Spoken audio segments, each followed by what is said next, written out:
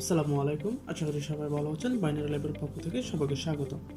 আজকে আমরা দেখব মিপস বাংলা টিউটোরিয়ালে যে কীভাবে আপনি কিছু লজিক্যাল অপারেশন করতে পারেন মিপস অ্যাসেম্বলি ল্যাঙ্গুয়েজ ইউজ করে। সো এখানে আমি 4টা অ্যাসেম্বলি ল্যাঙ্গুয়েজ ইউজ করে যে অপারেশনগুলো করবেন আমি অলরেডি নোট ডাউন করে রাখছি। সো এই অপারেশনগুলো আমরা আজকে দেখব যে আপনি কীভাবে করতে পারেন। সো আমরা যদি প্রথমে অ্যান্ড অপারেশনটা দেখি যে অ্যান্ড কীভাবে করে বা কীভাবে কাজ করে। যে আমরা অ্যান্ডের মানে কি জানি, যে আমরা যদি অ্যান্ড করি সাপোজ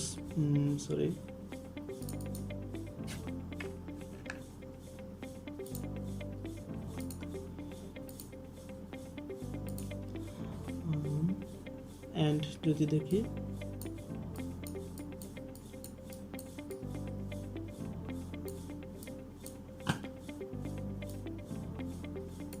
যে অ্যান্ডের কাজ কি, আমরা যদি বাইনারি কিছু ভ্যালু নিই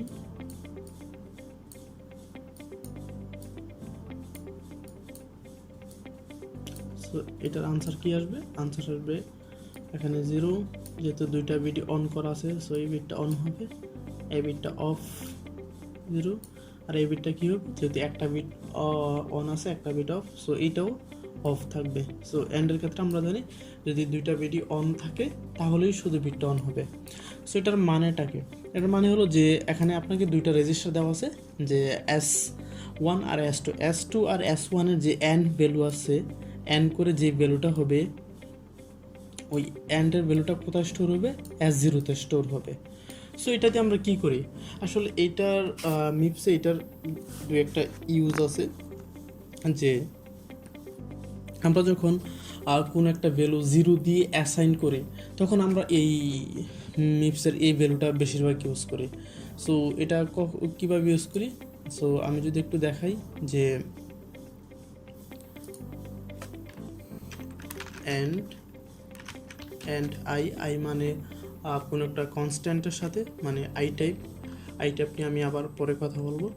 সো অ্যান্ড আই যেহেতু যেহেতু আমরা ভ্যালুটা স্টোর করতেছি, সো কোনটার সাথে করতেছি, যে S1-এর সাথে কারে অ্যান্ড করতেছি, S2-কে অ্যান্ড করতেছি। বাট আমরা এখানে কি করব, যে আমরা S0 যেই ভ্যালুটা আছে, S0 যে রেজিস্টারটা আছে ওই রেজিস্টার আমরা 0 অ্যাসাইন করব। তাহলে কি করব, আমরা এখানে সোজা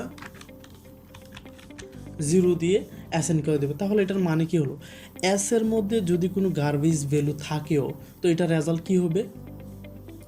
সো এটার রেজাল্টটা যদি আমরা দেখি, আমরা এখানে দেখছি যে যদি 0 হয় তাহলে এখন যদি 1 হয় তাহলে ফাইনাল আউটপুট কি 0।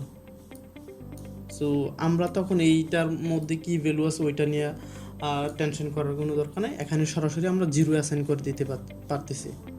সো এটা হলো আমাদের অ্যান্ডের কাজ। সো এখন যদি আমরা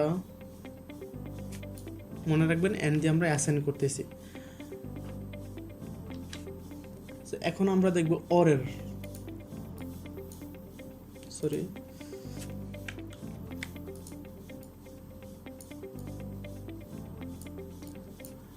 অরের কাজটা কি, অরের কাজ হলো যে আমরা যদি একটা বিট দিই, সেমটাই দিলাম 1 0 1 0। অরের কাজ হলো যদি দুইটা ভ্যালুর মধ্যে যে কোনো একটা বিট অন থাকে তাহলে ফাইনাল আউটপুট কি অন হবে। এটা দুটোটাই 0, আর এটা যেহেতু দুটোটাই অন আছে সো এটা অবভিয়াসলি অন হবে, আর দুটোটা 0-র কারণে এটাও 0। তো এটা হলো আমাদের ফাইনাল আউটপুট। সো এইটা আমরা অ্যাসাইনের ক্ষেত্রেই ইউজ করে থাকি। কখন ইউজ করি, আমরা সাপোজ ইন্ট অর C++-এ কী করি, ইন্ট টি একটা টাইম ভেরিয়েবল নিলাম, এটার মধ্যে আমরা অ্যাসাইন করব 20 অ্যাসাইন করব। সো এইটা মিপসে কীভাবে করব, মিপসে আমরা প্রথমে অ্যান্ড করে এটাকে 0 করতে পারি, টি এর ভ্যালু কী করতে পারি 0-তে অ্যাসাইন করতে পারি, তারপর আবার অর করে 20 করতে পারি।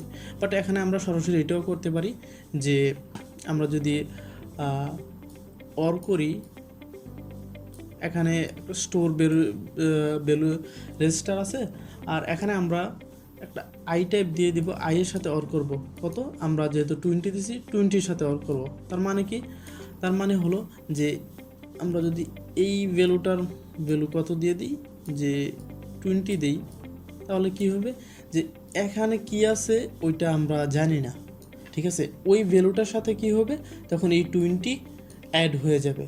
তো 20 অ্যাড হলে কি হবে যে আমাদের আগের যে ভ্যালুটা ছিল ওইটা পরিবর্তন নাও হতে পারে। আবার যদি আপনার পরিবর্তন মানে 20-তে অ্যাসাইন করতে চান, তার আগে আমরা কি করতে হবে, এই ভ্যালুটাকে আমরা 0 দিয়ে অ্যাসাইন করে নিতে হবে, অ্যান্ড করে দেন আমরা অর যদি করি তাহলে অ্যাজ 0-তে 20 অ্যাড হয়ে যাবে।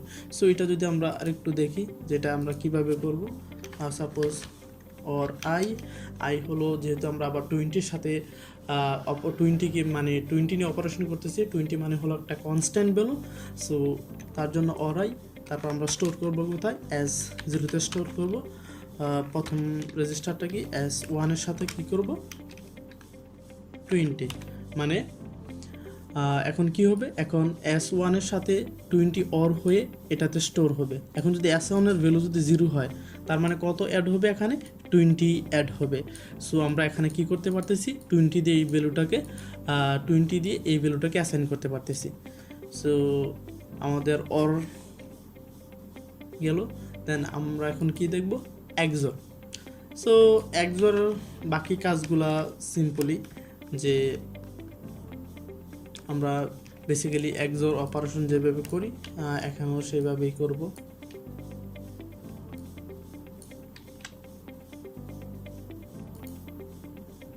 যে XOR-এর কাজ কি, যে দুইটা ভ্যালু যদি অন থাকে তখন কি হবে, তখন অফ হয়ে যাবে 1 0 1 0। সো এখানে কি 0 1 1 0 1, তাহলে XOR-এর কাজটা কী হবে, XOR-এর কাজ যেহেতু দুইটা ভ্যালু অফ আছে, সো এটা অফ হবে। আর এখানেও যেহেতু দুইটা ভ্যালু অন আছে, XOR-এর কাজ হলো যদি সেম থাকে তখন অফ হয়ে যাবে। সো এটা অফ, এটা ডিফারেন্ট আছে, ডিফারেন্ট থাকলে কী হবে, অন হবে। এটাও N-এর একটা ডিফারেন্ট আছে, তার মানে এটাও অন হবে। N-এর একটা ডিফারেন্ট আছে, তার মানে এটাই অন হবে। সো এটার কাজ সিম্পলি এইটাই, যে এখানে অ্যাজ 0-তে কী হবে, দুটোটার XOR ভ্যালু অ্যাজ 0-তে অ্যাড হবে। XNOR-এর ক্ষেত্রেও সেম।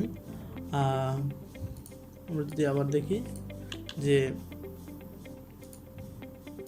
XNOR-এর ক্ষেত্রে কি হচ্ছে, শুধু